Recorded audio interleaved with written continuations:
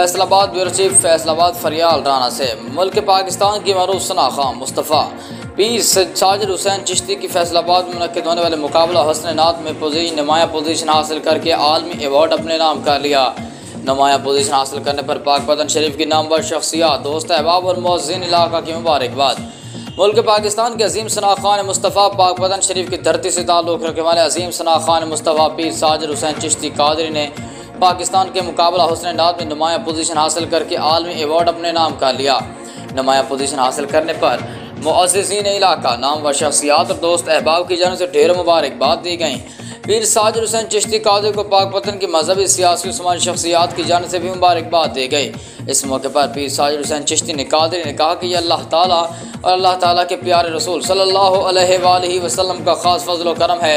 मेरे वालिदैन की दुआएं हैं और आप जैसे मुखलिस दोस्त अहबाब का प्यार और मोहब्बत है। अच्छे और नेक दोस्त अहबाब की शफ़क़त और पैरो मुर्शिद का फैज़ ही है कि मैं यहाँ तक पहुँचने में कामयाब हुआ। मैं इन सब का शुक्रिया अदा करता हूँ और सब का मशकूर और ममनून हूँ जिनकी दुआओं की और मोहब्बतों की बदौलत अल्लाह ताला ने यह मकाम और मर्तबा अता फरमाया।